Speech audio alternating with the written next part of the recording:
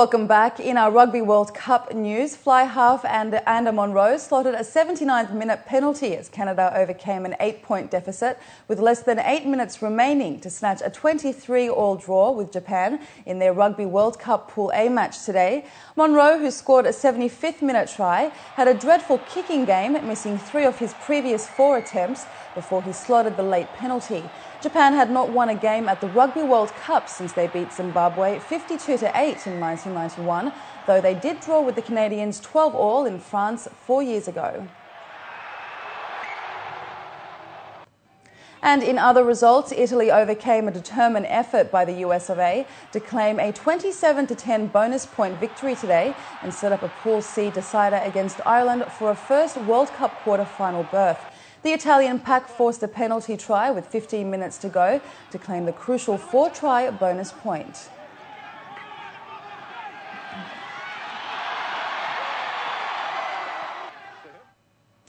And on his team's arrival to Auckland today, Scotland coach Andy Robinson gave his team 24 hours to vent their frustrations over Sunday's defeat to Argentina before turning their focus to this week's do-or-die Rugby World Cup clash against England. The Scots were left distraught after dramatically losing their third Pool B clash 13-12 to the Pumas.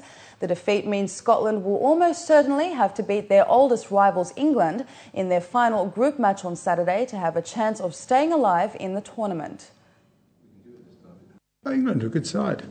They're contrary to what people write about them. They're a quality team. They've won the Six Nations. They've done a lot. They've got a good blend to the way they play. There's a forward pack that can win ball. They've conceded, one try in the tournament so far. So again, they've defended well. Meanwhile, the English team is thriving, being at the heart of the Rugby World Cup after relocating to Auckland and is looking forward to the final pool match against Scotland, loose forward James Haskell said today. Haskell said he expects plenty of Scots in the crowd this weekend and not just those born in the United Kingdom who have travelled down to New Zealand for the World Cup. The thing about New Zealand is it's a bit of a goldfish bowl in terms of support and the fact that it's a national sport over here. So wherever you go, you see a silver fern flag, you see people supporting their nations. I mean, in both the games we had massive crowds. I think there was a lot of Kiwis in disguise dressed as Georgians and Romanians and Argentinians, but that's the beauty of this country. Everyone's rugby mad. Meanwhile, South Africa are talking up the threat of Samoa and the importance of victory to their quarter-final aspirations at the Rugby World Cup on Thursday. The Springboks will face the Pacific Islanders at North Harbour Stadium on Friday. South Africa's won all 3 pool matches so far and are expected to comfortably top Pool D.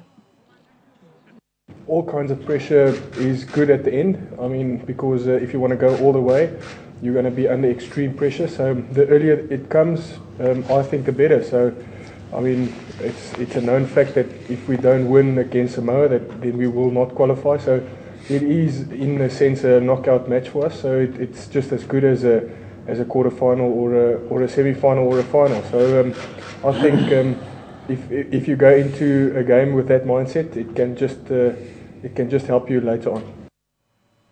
United States Ryder Cup captain Davis Love III and European captain Jose Maria Olazabal marked the one-year countdown to the 2012 Ryder Cup by hitting golf balls off the 16th floor terrace of Chicago's Trump Tower. At a press conference, the two captains exchanged memories, extended compliments and sketched out their long-term plans ahead of the biennial competition that will run from the September the 25th till the 30th. While Love is eager to add a playing role to his duties, Olazabal said he wants no part of the action this time. The two captains had a chance to get a look at the Medina layout that will be the focus of the golfing world a year from now and have both men giving rave reviews. I think playing in front of the English and Scottish fans is probably one of the highlights of my year, and going to the British Open, because they really understand the game, and I hope that our fans over here understand that it is a gentleman's game, and we need to respect both sides. But I certainly feel like we're going to have a 13th man because we're at home. Don't get mistaken. I mean, even though we have a lot of respect for each other and we played together a lot of times for many years, we're still competitive, and and we're going to try to beat each other. The world's fourth-ranked tennis player, Andy Murray of Great Britain, said that the whole tennis tour needs to change as he arrived in Bangkok for the Thailand Open. Murray was welcomed with a garland at the airport and then asked about some players' contention that the tennis calendar is too demanding. Murray was replying to comments by newly re-elected ITF president Francesco Ricci-Bitti, who defended his tournaments against complaints that players were overtired. It's not a problem with the ITF or the ATP, it's the tour as a whole, I think, is what needs to change. According to earlier news reports, Murray is scheduled to meet other top tennis players to discuss the issue at the Shanghai Masters tournament next month. Well, that's a wrap of your sports news. Finally this evening, Shipwreck explorers have confirmed the discovery of a British cargo ship that was reportedly loaded with silver when it sunk during the Second World War. The 412-foot steel-hulled ship was carrying 7 million ounces of silver when it was torpedoed by a German U-boat in 1941 while in the service of the Ministry of War Transport.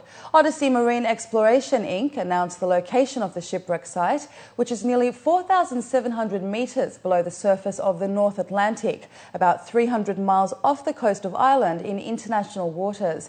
In 2010, the UK Department for Transport awarded the company, through a competitive tender process, the exclusive salvage contract for the cargo of the ship. Under the agreement, Odyssey will retain 80% of the net value of silver bullion recovered.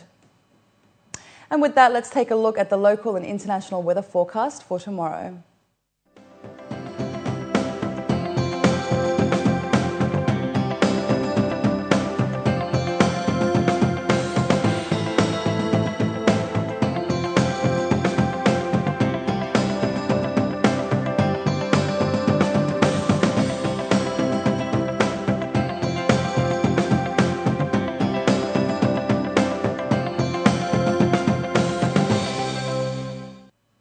Before we head out, here are your top stories again.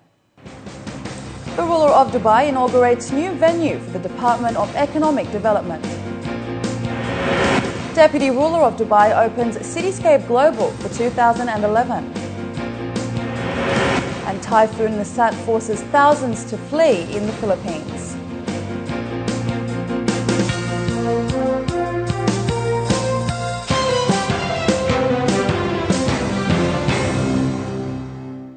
Well, that brings us to the end of the bulletin. If you would like to get in contact with us, you can at news@city7tv.com or by calling us on 04 367 2230. But from the entire news team, it's goodbye for now.